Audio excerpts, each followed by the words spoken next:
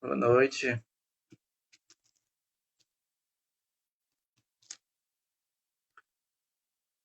Boa noite, amigos. Vamos iniciar mais uma live, o nosso coletivo Girassóis.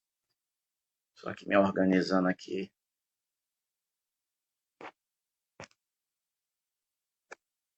Ok.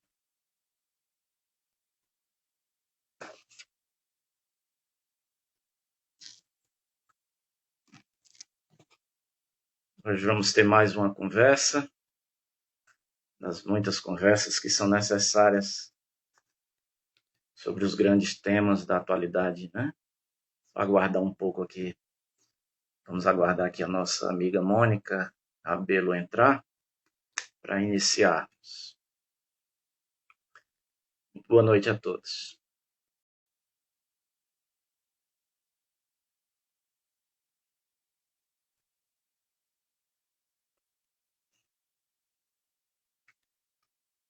Dá aqui uma chamada na Mônica para ela entrar.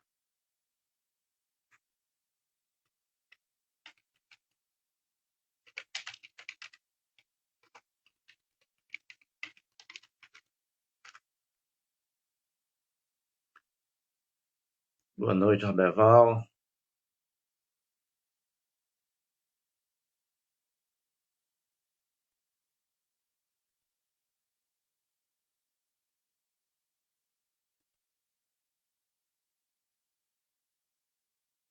Pronto.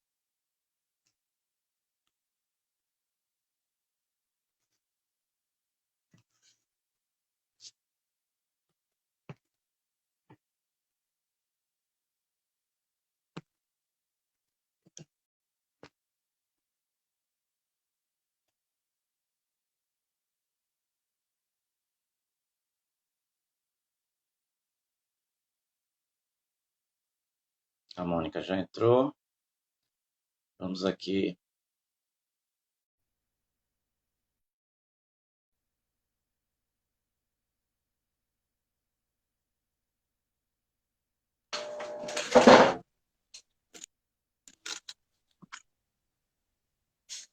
Olá, Mônica. Olá, Alex, tudo bem? Boa noite. Tudo bem? Tudo bem? Boa noite. Tá me ouvindo bem? Estou ouvindo bem. Você está me ouvindo bem? Sim, tá tranquilo, graças a Deus. Boa Bom, noite a todos e a todas também. boa noite. Estamos iniciando mais uma live, nosso coletivo Girassóis Espíritas pelo Bem Comum. Esse nosso espaço onde procuramos convidar irmãos do movimento espírita, companheiros, para uma conversa. E aqui sempre dizemos, Mônica, que é uma conversa, ficarmos bem à vontade e não temos a pretensão de esgotarmos, né, os assuntos. Aliás, porque estamos sempre trazendo temas bastante complexos, né? Temas que nos incomodam, que nos ferem, que nos afligem. E é uma conversa, uma reflexão, sem aquela pretensão de nós esgotarmos aqui os assuntos. Então, nosso boa noite a todos. Na noite de hoje, a nossa conversa é sobre população em situação de rua. Nós temos uma grande alegria de estar aqui com a nossa amiga, companheira Mônica Rabelo, é lá do Grupo Espírita Meimei. É isso, Mônica? Isso. O grupo Espírita Meimei, que nós temos um carinho muito grande, né? O grupo que participa muitos amigos, muitos irmãos. O meu irmão, né? Alan Reis, é de lá do Grupo Espírita Meimei. O Grupo Espírita Meimei, eu ainda digo assim, o grupo da tia Carmen. É Né? verdade, Alex. É O verdade. Nós grupo somos da a tia turma da Carmen. tia Carmen, né? Da turma da tia Carmen, pois é. E a tia Carmen, Mônica, eu iniciei o espiritismo com a tia Carmen lá no Francisco de Assis. Iniciou O muito bem, Chicão, bom. então, hein, Alex? Eu também iniciei. Sim, sim. Você acredita, Alex, que eu fui apresentada a ela num dia, com 2 horas Ah, depois ela já me convidou para trabalhar. Ela não perdia tempo. a simplicidade, um amor de pessoa, né? E E a lembrança da tia Carmen, né, não é nada por acaso, porque o que nós vamos conversar está muito relacionado ao que ela fazia, né, nas atividades espíritas, a coisa do acolhimento, do aconchego, né, da simpatia, da proximidade, né? Então tem tudo a ver com o que nós vamos conversar na noite de hoje. Bom, Mônica, o seu boa noite aí, né? Seja muito bem-vinda aqui ao Coletivo Gerações Espíritas pelo Bem Comum. Muito obrigada pela oportunidade, Alex. Muito obrigada ao coletivo Girassóis, que tem feito um trabalho assim muito interessante e muito bonito dentro da seara espírita, nos propondo assim momentos de reflexões profundas, viu? Eu tenho acompanhado alguns trabalhos de vocês, algumas lives, alguns eventos, e vejo que vocês trazem essa transição do movimento, né, dentro dessa perspectiva mais ampla de reflexão da realidade, mas também de intervenção nessa realidade. Então, muito bonito o trabalho de vocês. Parabéns a todo o coletivo, a toda a estrutura. Parabéns a você, Alex, que eu vejo que tem levado as lives, tem levado as pessoas a esse momento também de reflexão tão oportuno nesse tempo de pandemia e tão necessário, né? Então, muito obrigada pela oportunidade. É uma honra, viu? Opa, que bom, viu? Sinta-se à vontade, tá? Muito obrigada. Sinta-se à vontade.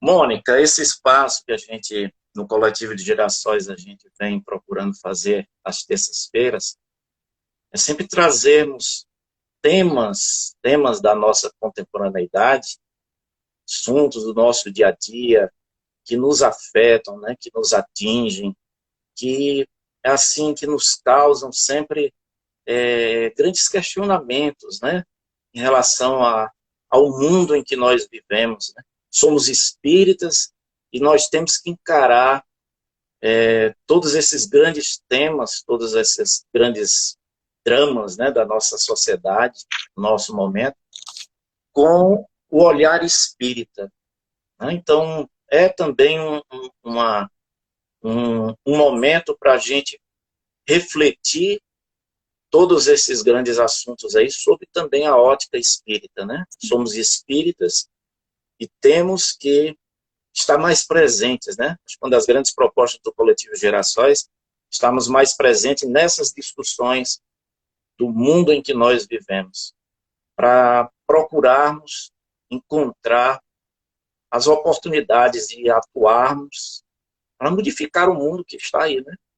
Nós somos o sal da terra, como dizia lá o Cristo, né? Temos essa grande missão de contribuirmos. Estamos aqui no mundo para contribuirmos para a mudança, né?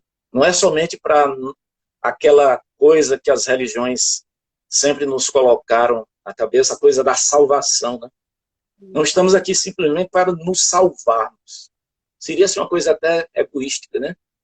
A salvação enquanto o mundo lá fora ferve, enquanto o mundo lá fora sofre, né? Estamos aqui também, além dessa proposta da reforma íntima, da mudança de comportamento, de atitudes e pensamentos, temos também a grande missão da mudança, da transformação social, da mudança do todo, né? Para contribuirmos com o mundo, um mundo melhor aí e apressarmos o mundo de regeneração que a gente tanto vê falar na doutrina espírita. Bom, Mônica, eu iniciaria aqui a nossa conversa, gostaria que a gente iniciasse primeiro contextualizando assim um pouco sobre o tema, né, população em situação de rua, até para que todos os nossos amigos aqui, a gente se situe muito sobre esses conceitos, né, sobre o que é, né, Sim. População em situação de rua, né? Sim. Posso começar? Você vai...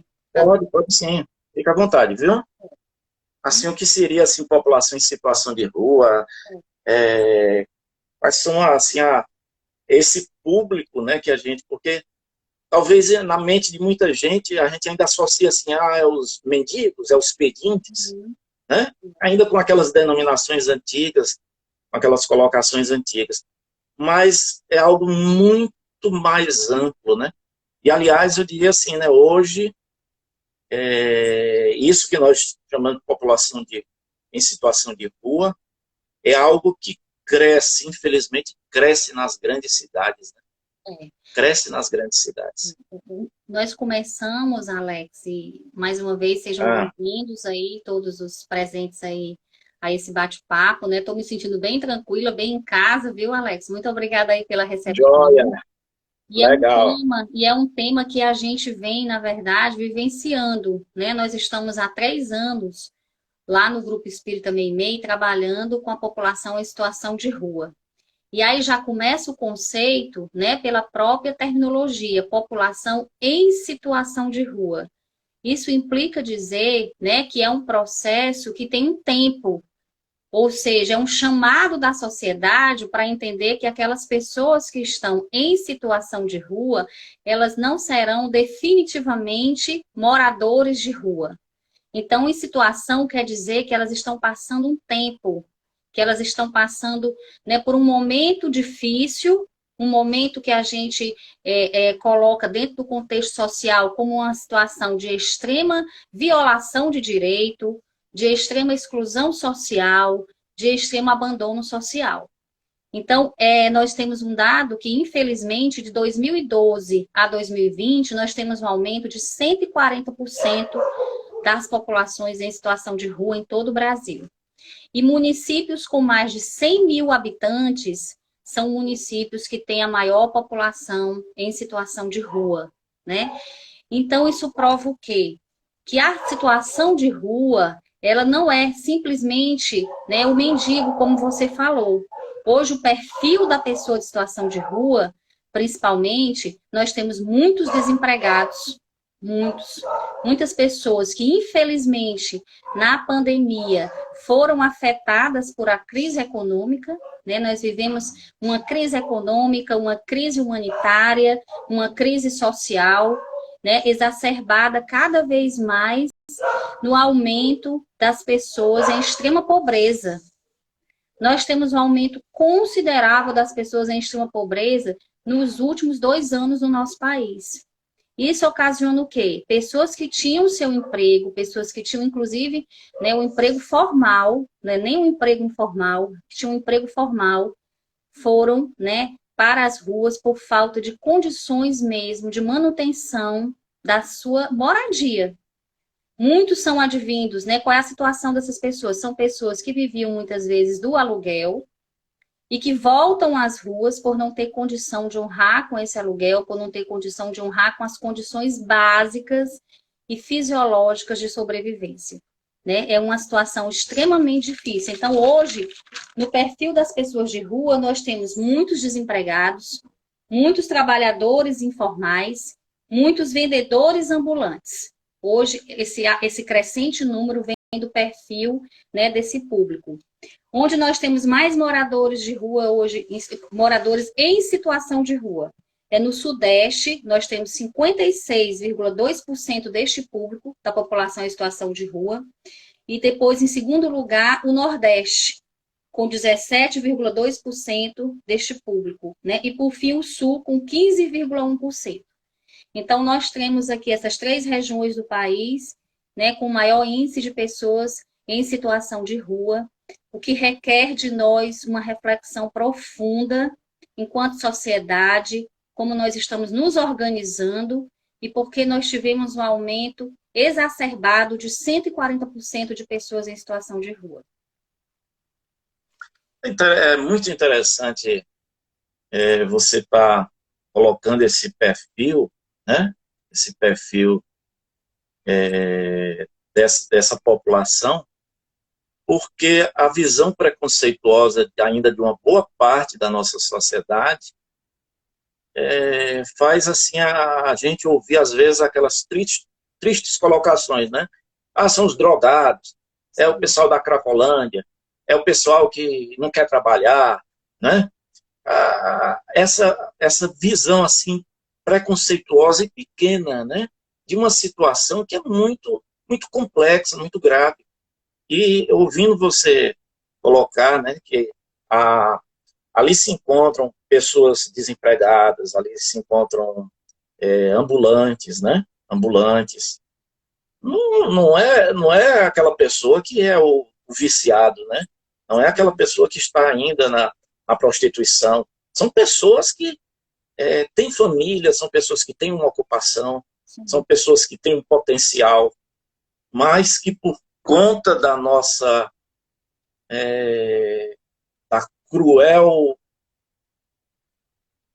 do cruel sistema, né, de governos, de política que rege o mundo, né? Não é somente o nosso Brasil, não, rege o mundo.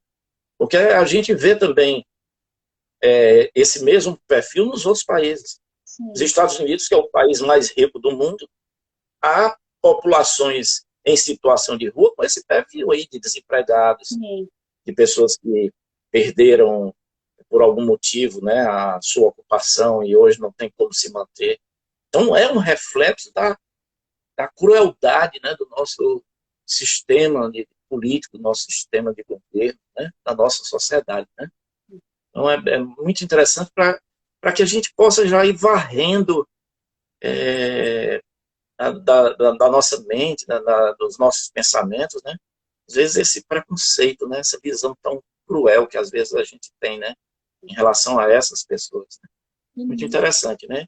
Isso aí que e, você está falando. e mesmo, Alex, né, as pessoas que estão em situação de rua, por motivo de drogadição, ou por também situação Uhum. de prostituição, requer de nós, né, um olhar diferenciado, não um olhar de preconceito, porque o que é que a doutrina espírita ela nos convida? Todos nós somos enfermos, todos nós temos enfermidades morais, todos nós temos os nossos miasmas, as nossas misérias, né? Então, como nós estamos na condição também de avaliarmos com julgamento uma pessoa que se encontra na rua porque ela é adicto, porque ela está numa situação, né, do vício mesmo. Não nos cabe isso. Eu acho que a proposta espírita deve ser sempre aquela que nos faz olhar para o irmão sem julgamento e uma proposta também de intervenção, né, no aspecto. Nesse momento, nós estamos necessitando muito da caridade emergencial, né, da emergência, do auxílio emergencial mesmo, porque, infelizmente, são 19 milhões de pessoas que hoje passam fome no nosso país. 19 milhões de pessoas que não têm condições de manter as necessidades básicas. Então, nesse momento, nós precisamos da emergência, mas nós precisamos também transmutar essa questão da emergência, e era isso que depois eu queria ter a oportunidade de falar aqui. Como transmutar a emergência? Como não ficar apenas no patamar da emergência social, né? Ok. Bom, Mônica, você falou nesses números aí, mas nós estamos sem censo e, aliás, essa população aí não é submetida aos censos, né? É. É, Nós temos, eles são denominados os invisíveis aí porque não são abarcados aí na, nos sistemas aí de governo aí de recenseamento, né, de contagem de populações. E aí as políticas sociais que já são praticamente zero, né, dos governos, aí ficam inexistentes, né, totalmente inexistentes com relação a essas populações, né. Então, esses números aí, poderia-se dizer assim que há uma possibilidade de serem muito maiores. sim, esse número de aumento de 140% das pessoas em situação de rua, hoje considerado 222 mil brasileiros, são dados do IPEA, Instituto de Pesquisa Econômica Ah, Aplicada. E o número de população de rua, nós temos aqui no estado do Ceará o Comitê Estadual de Políticas Públicas para Pessoas em Situação de Rua. Inclusive, o MEI-MEI faz parte desse comitê. Nesse comitê, nós temos representantes da sociedade civil, representantes do governo, representante das associações de pessoas em situação de rua, dos abrigos, dos centros POP, Nesse comitê, né, se faz levantamentos, tanto os levantamentos municipais, né, a partir das secretarias regionais, municipais, como também, né, acolhe-se os levantamentos nacionais, muitos deles vindos do IPEA. Mas você tem toda a razão, esse número não é um número correto, porque veja bem, uma das coisas que nós enfrentamos, a exclusão é tão evidente e é tão assustadora, Alex, que nós estamos agora em vias da vacinação da Covid. A população, as É. pessoas em situação de rua entraram agora, né, no início da vacinação. E o público que nós atendemos lá no Meimei, nós fazemos um levantamento, porque nós temos um serviço de apoio psicossocial para as pessoas em situação de rua. E neste levantamento, nós descobrimos que nenhum deles tem CPF. Que muitos deles não estão cadastrados no Centro POP, que são os centros que atendem as pessoas em situação de rua. Que eles não estão cadastrados no Bolsa Família. Ou seja, eles não têm cadastro no CRAS. Não Então, recebe o auxílio emergencial quando... eles não têm o auxílio emergencial, eles não têm acesso ao aluguel social, né? Até no posto de saúde, porque muitos deles não têm o cartão do SUS. Até no posto de saúde, eles não têm acesso, muitas vezes, sofrem preconceito. Nós já tivemos que levá-los ao posto de saúde para serem atendidos.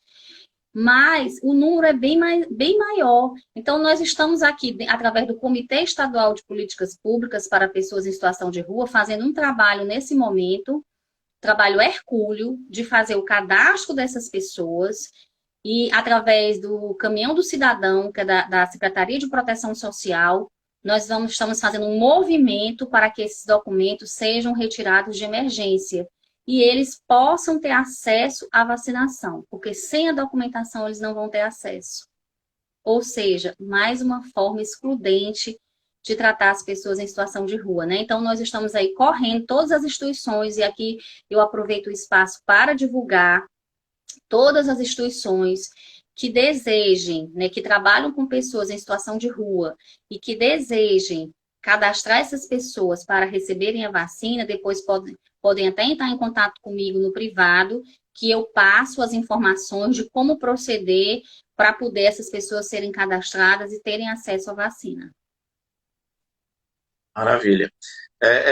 Inclusive, os amigos que nos assistem, né, participam de outras instituições espíritas, em que o trabalho assistencial dessas casas espíritas se defrontem também com casos como esse, né? Pessoas que não têm a documentação, não têm o acesso, não têm, às vezes, o mínimo apoio, né? Poderíamos atuar, né, as instituições espíritas, né? Nós que participamos aí das diversas instituições também, realizando, né, esse apoio, né, a esses irmãos. Mônica, o trabalho lá, Ciranda do Amor, descreve aí um pouquinho aí, né? Que nome belo, né? Que nome legal aí. Estou até com a blusa do programa hoje. Legal. Então, assim, o trabalho Ciranda do Amor, ele começou de uma forma bem simplista mesmo, de levar as pessoas em situação de rua o alento material, né? Também levar material de higiene, que, gente, além da comida, eles precisam muito da questão de higiene, muito necessário. E também fazermos o evangelho com eles. A priori, nós tivemos um grande preconceito, porque eles achavam que as pessoas da doutrina espírita não seguiam Jesus, não eram do bem. Então, assim, foi um trabalho que para eles foi inovador, até para eles conhecerem o que é a casa espírita. Eles não conheciam o que é a casa espírita, muitos deles, pelo menos aqui no nosso entorno, na nossa região, né? Eu sei que no centro da cidade, porque a gente tem lá a Casa da Sopa, já é um trabalho diferenciado, mas aqui não. E o que é que aconteceu? A gente começou com esse trabalho, eu digo que foi tia Carmen, viu, Alex, que foi nos preparando, porque ele começou um ano antes da pandemia, e nós atendíamos em torno, no começo, 10, depois começamos a atender 30 pessoas, e hoje são 200 pessoas que estão conosco todas as terças-feiras, inclusive hoje o grupo está lá, Ciranda do Amor, na praça, né? Eu não fui para estar aqui com vocês hoje, mas o grupo está lá. Então, qual é o nosso trabalho hoje? Nós começamos com os alimentos, nós fizemos um trabalho enorme na pandemia de conscientização do uso da máscara. Para você ter uma ideia, é tão importante o trabalho educativo que eles não queriam aceitar a máscara, achavam que a doença não era uma coisa verdadeira. Então, nós fizemos todo um trabalho educativo deles receberem a máscara, eles receberam kits de álcool em gel, de máscara, de orientação. E no começo era uma resistência enorme e hoje todos vão para a praça utilizando a máscara. Antes da refeição ser servida, eles recebem o álcool em gel. Nós fazemos nesse momento uma pequena oração, não estamos fazendo o evangelho nesse momento por conta da pandemia, então não podemos demorar muito tempo, né, até pelas medidas sanitárias. Então nós adotamos isso e além disso nós começamos, Alex, que é isso que eu queria falar para vocês, um trabalho muito importante que eu assim realmente convido as casas espíritas para se debruçarem. Nós tínhamos no Meio o programa Família, que atende as famílias do Meio desde 2005. Nesse programa, nós temos todo um trabalho psicossocial e também nós encaminhamos os nossos assistidos para uma rede de apoio que nós temos cadastrados. Essa rede de apoio inclui tanto a rede de saúde como a rede assistencial. E agora nós ampliamos o programa Família para o PSIS, Programa de Saúde Integral do Ser. Nesse programa, nós temos todo um acompanhamento através do diálogo fraterno, acompanhamento psicossocial, evangelioterapia, passe, encaminhamento dos nossos assistidos para a rede de assistência, que é fundamental. Então, muitos estão sendo encaminhados para retirar documentos, para o CRAS, para o CREAS, para o CAPS. Então, todo esse trabalho é feito, né, pela equipe do MEI. Por quê? Porque é importante nós apresentarmos a doutrina, e nós fazemos isso através da evangelioterapia. É importante eles conhecerem os princípios doutrinários, mas é importante também esse suporte psicossocial. Por quê? Porque muitos deles vivem em situação extrema de violação de direitos, e precisam ser orientados sobre os seus direitos. Eu acho que é um papel extremamente educativo e caridoso desenvolvido pela Casa Espírita, quando você consegue, através de um diálogo fraterno, além de estar dando uma orientação fraterna, né, para a pessoa que procura, e desse público de pessoas em situação de rua e pessoas também de extrema pobreza, nós estarmos orientando sobre os seus direitos. As pessoas desconhecem o que é um centro POP, as pessoas desconhecem o que é um CRAS, as pessoas desconhecem que pode emitir o seu documento gratuitamente, né? As pessoas desconhecem que elas podem procurar tratamento gratuito, psicológico, psiquiátrico. Então, tudo isso, todo esse trabalho está sendo desenhado e formatado com as pessoas em situação de rua. Então, muito mais do que o alimento material, nós estamos construindo com eles um caminho de emancipação. É isso que nós queremos, que eles entendam que eles são sujeitos de direito, sujeitos que podem sim se emancipar e construir essa trajetória de emancipação. E começa com o simples, conhecendo esse direito, sendo realmente um cidadão, porque a partir do momento que ele não tem um documento, a partir do momento que ele não tem uma inscrição dele mesmo, ele não é um cidadão, é o invisível que você falou.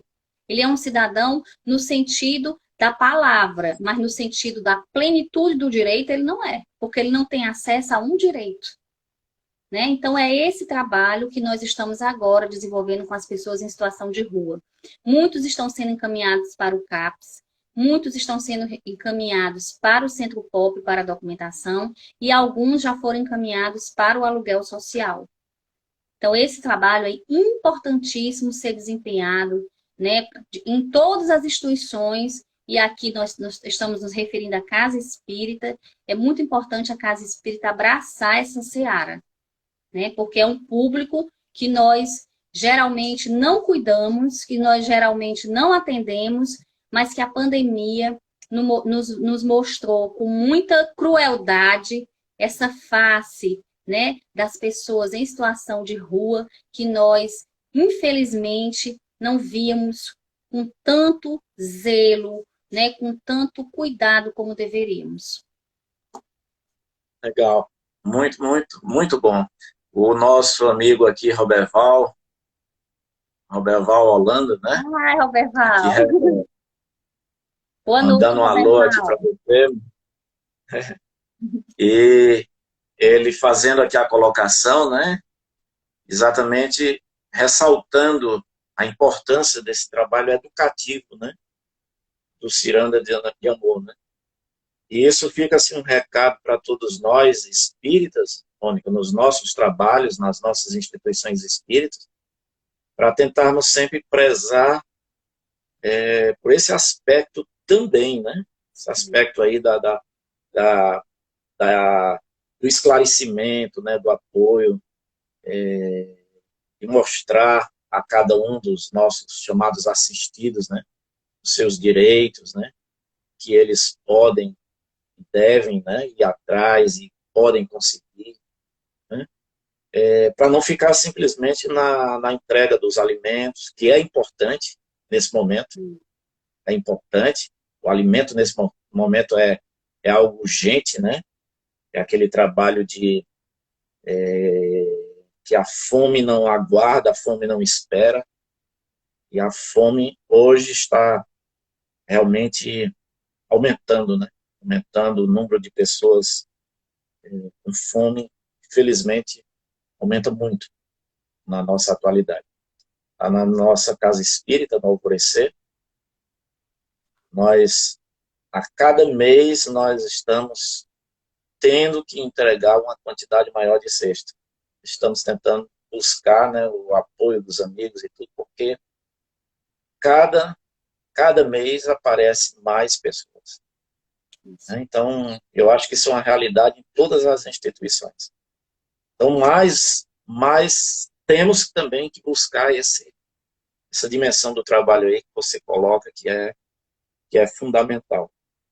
Mônica, o pessoal em situação de rua, eu ouvi um comentário esses dias, né? Vendo um pouco sobre o nosso padre Júlio Lancelotti, que é um grande exemplo, né? Um homem grandioso, um trabalho fenomenal. Né? E perguntavam a ele sobre um comentário da primeira-dama do estado de São Paulo, que criticava as pessoas que davam alimentos, né?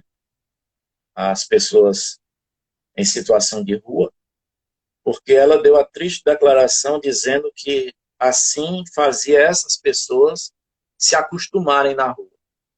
Que era muito cômodo, né, para essas pessoas estarem lá e receber o alimento, né? E assim iriam se acostumar naquela vida lá e estavam nos alimentando vícios, né? A visão dela. Infelizmente, o que ela colocou é uma visão ainda de boa parte da sociedade. De boa parte da sociedade. Há pessoas que se contentam em viver nas ruas, né? Porque também, de repente, muitos irmãos nossos, né? Companheiros espíritas, comungam, às vezes, com esse tipo de pensamento, né? Infelizmente. É, Algumas colocações, Mônica, em relação a isso aí, que é algo que a gente, às vezes, ouve muito falar, né? Comentários semelhantes a esse, né? De que essas pessoas estão se viciam, né, em viver daquela forma, não buscam trabalho, não buscam sair daquela situação. E aí, quando existem pessoas que ajudam, alimentam, né, esse vício aí. é um comentário extremamente lamentável, Alex, porque nós que estamos passando, né, esse pouco período, que eu digo, com eles, aquele pouco tempo lá na rua com eles, nós visualizamos as dificuldades em vários aspectos, né?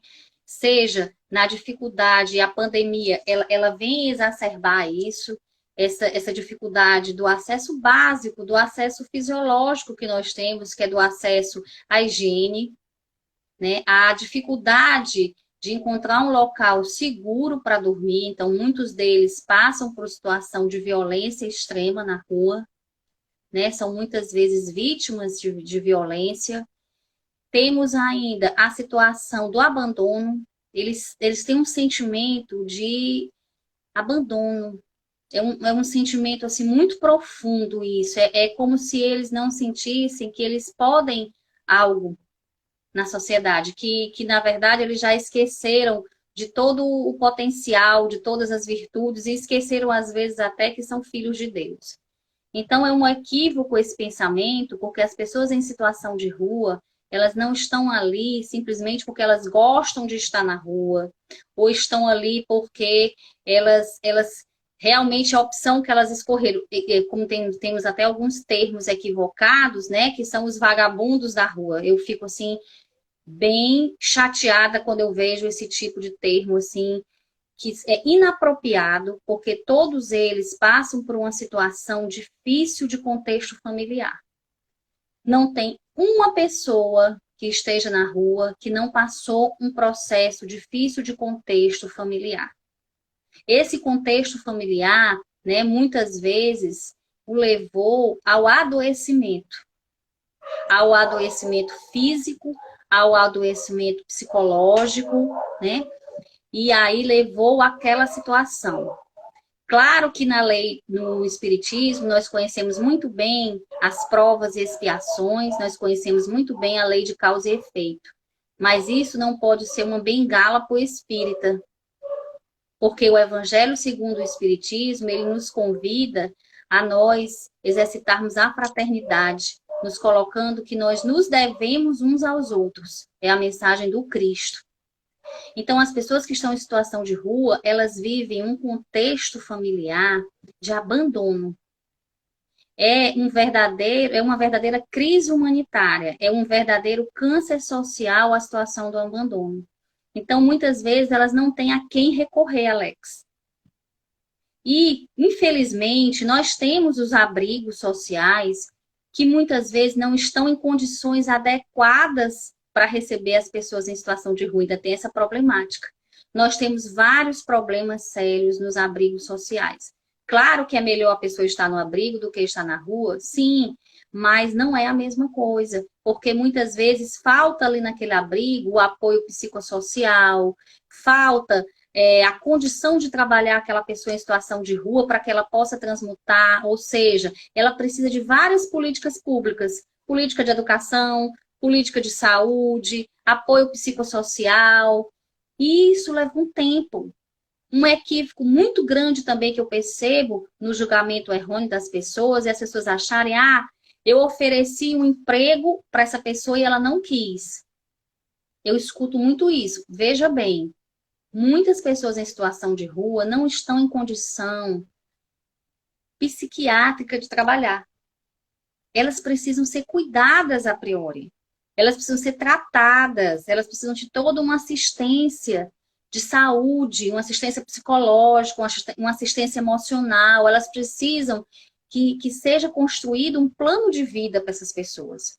Então, uma pessoa que está há muito tempo na vulnerabilidade social, se você vê hoje no nosso país o desemprego só se alastrando com pessoas qualificadas que nós temos, você imagina uma pessoa que está em situação de rua, que muitas vezes não tem qualificação, não tem a escolaridade devida, não tem experiência, não teve o apoio familiar. Como é que você pode exigir que essa pessoa rapidamente se adeque a uma profissão?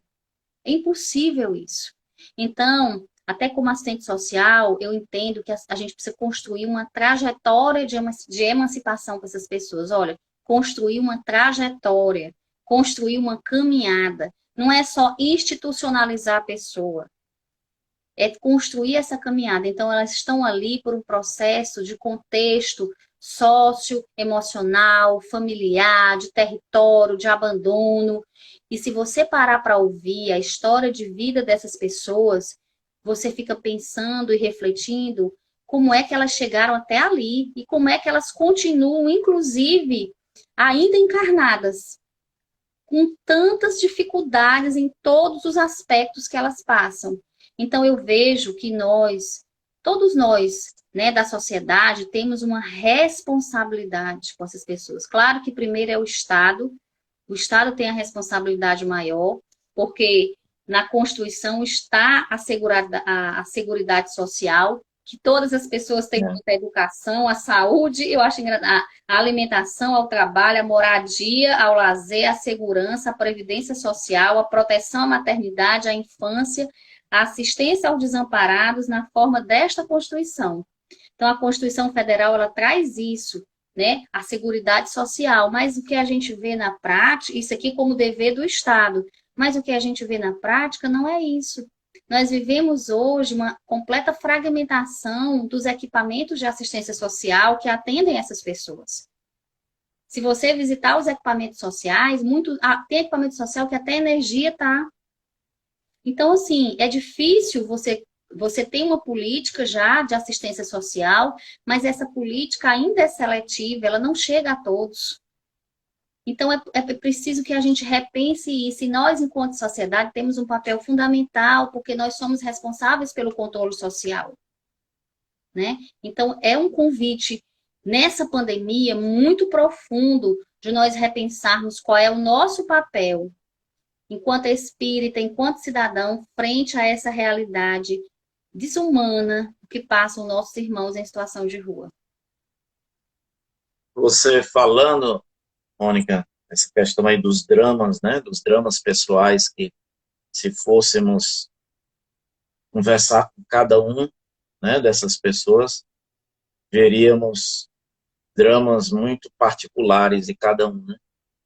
Eu me recordei agora de uma senhora que ela ela dormia ali próximo do Center 1, né? Dormia que eu nunca mais encontrei, faz tempo que eu não trabalho, eu trabalho ali nas proximidades, né? E um dia eu conversando com ela, né? Eu conversando com ela, perguntei, a senhora não tem uma casa, algum parente que more? Aí ela disse, meu filho, eu tenho uma filha que mora em Itaitinga. O marido vive de pequenos serviços, ela tem 3 filhos pequenos, ela não trabalha porque ela é doente. Eu vou ficar na casa dela para ser mais um, então eu prefiro ficar aqui. Então ela, nessa visão tão preconceituosa, tão pequena, não é porque ela gosta de morar na rua ou está viciada em morar na rua. É um drama pessoal, é um drama familiar, né? É uma situação que ela é forçada, né, a viver daquela forma. E assim a gente vê até uma maneira que ela encontrou de não ser até um peso, né, para a filha, para a família. Então são coisas às vezes tão particulares que e cada um, se fôssemos talvez ter esse diálogo, né, se fôssemos talvez ter esse contato, perguntar, nos aproximarmos, querer saber, né, veríamos talvez tantas histórias diferentes, né, muito bem colocado, muito bem situado aí para a gente expulsar de nós qualquer visão preconceituosa, né, não emitirmos às vezes frases tão cruéis, tão duras, como essa da primeira-dama lá do estado de São Paulo, né? Alex, eu vi assim, a exclusão é tão latente, né, tão profunda, que tem algum. E a gente, graças a Deus, como a gente escolheu fazer esse trabalho psicossocial com as pessoas em situação de rua, isso é muito importante, porque, primeiro, assim, eu achei interessantíssimo como eles têm uma visão agora bem diferente da doutrina espírita, né? Eles falam de mim, eles falam, a gente também trabalha, eles recebem cestas básicas, né? Tudo isso. Nós hoje, a gente começou dando 40 cestas, estamos com 200, Alex, na mesma situação que vocês estão aí, né? Porque mais e mais pessoas procuram.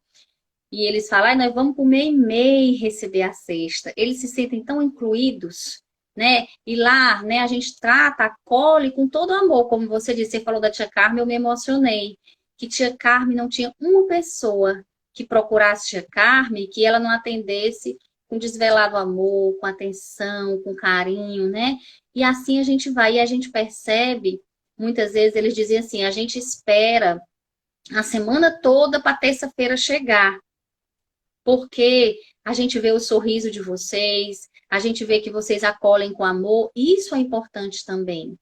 Não é só dar o alimento, mas olhar no olho, dizer que ele tem uma possibilidade de recomeçar, que existe uma luz, né? Que nós estamos ali para orientá-lo nessa trajetória.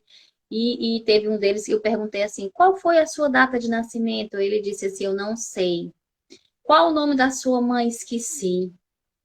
Isso dói tanto, porque você vê, poxa, aí nós temos um trabalho enorme de ver com o advogado, porque ele não consegue, essa pessoa nem um RG ele consegue tirar, Alex.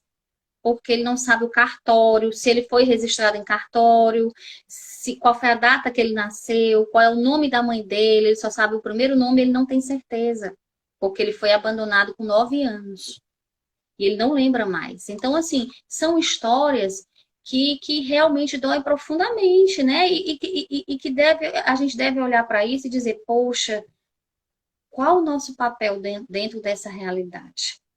É um papel apenas contemplativo, né? Mas que tipo de contribuição eu posso dar para modificar essa realidade? Eu acho que todos nós temos que refletir a partir dessa ótica.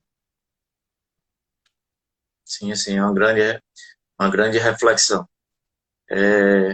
Mônica, estamos aqui nos aproximando do final, algumas intervenções aqui, algumas colocações dos nossos amigos. A Cíntia Barreto, assim que eu li, Cíntia Barreto, a Ciranda do Amor é uma escola para todos que participam desse movimento de amor. E uma grande oportunidade de servir ao próximo e a nós mesmos. A Mônica é um exemplo de abnegação e amor.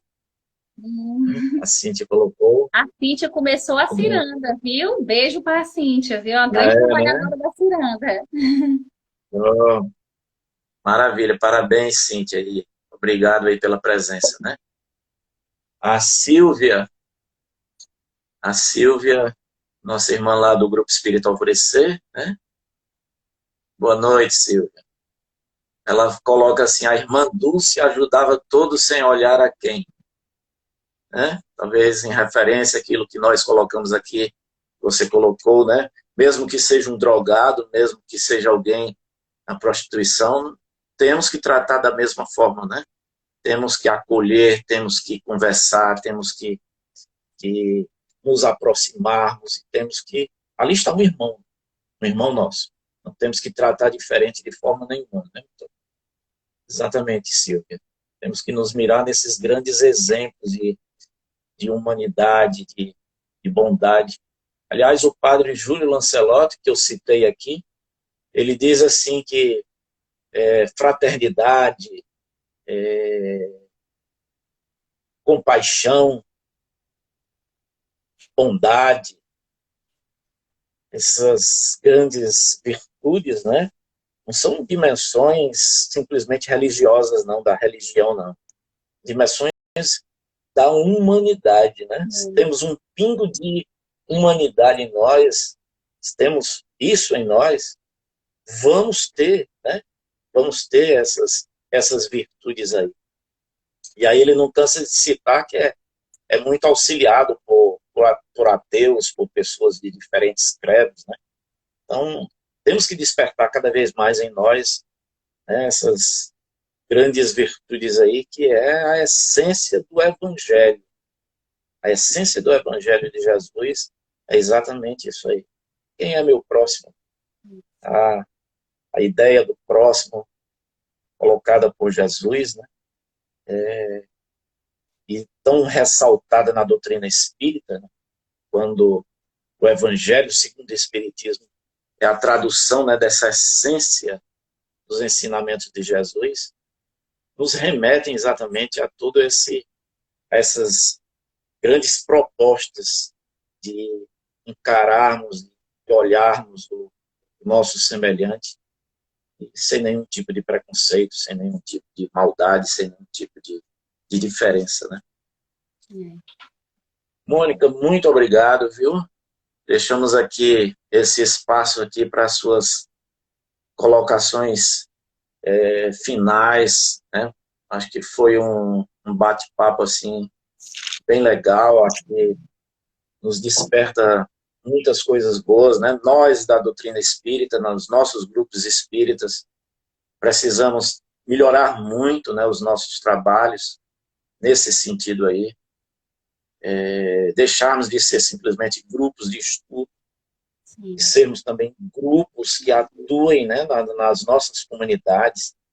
Quantidade de grupos espíritas que estão inseridos em comunidades carentes, em comunidades pobres, onde esses dramas sociais, onde essas dificuldades se encontram, né, de uma forma assim, muito intensa, tem que convidar a todos os participantes a buscarem mais atividades como essas do Ciranda de Amor, né, e tentarmos atuar, né, nessas nossas comunidades, deixarmos de ser simplesmente grupos de estudos, grupos mediúnicos, né, fechados, né, em quatro paredes lá e sairmos às ruas. Né.